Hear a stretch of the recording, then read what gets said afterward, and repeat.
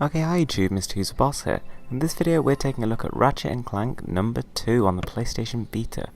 Now this is really exciting because this is the first time I'm actually playing the game, and this is one of those games that was an absolute classic. I mean, this is pretty much my favourite game on the PlayStation 2, and I must have played it, 3-4 times over, so really excited to jump into this one. Ratchet and Clank number 1 was a little bit of a disappointment, and honestly I still haven't finished it yet, but I was kind of getting a little bit bored of it. I mean, because firstly it's lacking a lot of the mechanics that make these sort of shooters even possible, like you can't even strafe on it. That's pretty annoying. Secondly, there's no weapon upgrading, and there's much less depth to it than with the second and third game, so hopefully, there's going to be a bit more to it this time. Now, one thing I can tell right now is that the cutscenes are still rendered in small boxes in the middle. I was hoping that with the second and third installments of the series they would actually fix this, but this is something that's apparently consistent throughout the trilogy.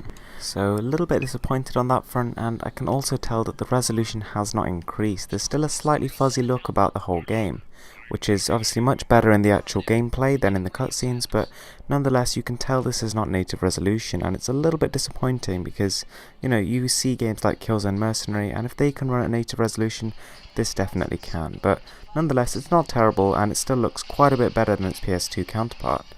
So jumping into the actual gameplay, it's much better. I mean, this game is not only visually, there's more going on, but also, the weapons, you've actually now got upgrades, so the more you actually use a single weapon, the stronger it gets. And, when you initially complete the game, you'll go basically for round 2, where there's a whole nother set of upgrades, and just tons more stuff to get. I mean, compared to the first game, the second game is a huge leap forward. As well as the weapon upgrading, we've also got the Gladiator Arena, which is basically where you go in and you take on different quests, and that's almost like a sub-game within itself. There's so much to do here. And once/if you ever actually complete that, then you've got to go around and hunt for every single hidden bolt, extra mineral, rocks, and all these sorts of things, which is scattered around the whole galaxy, and this will take you an absolute age. And to further increase incentives, there's a lovely, shiny platinum trophy at the end of the road, and let's just say that'll be pretty hard earned.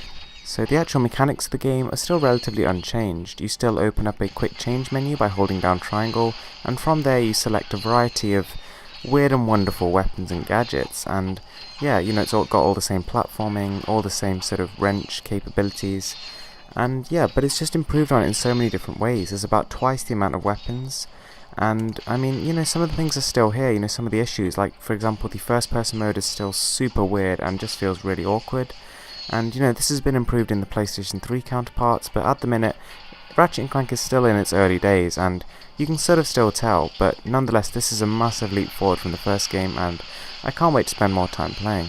On a little bit of a side note, strafing has now been introduced, but the only way to actually do this is by holding the top of the back touch panel, and this is, how can I put this, a really awkward thing to do. I mean, it would be even worse with the original Vita because you'd be doing it accidentally all the time, but even on the Vita Slim, it's pretty annoying, and I can't see why they didn't just do what Ratchet and Clank Size Matters did and mapped it to the face buttons, but here we go. It's really stupid decision, and you can't even change it, so here's hoping for a patch. Anyway guys, thanks for watching, please give this video a thumbs up and subscribe for more.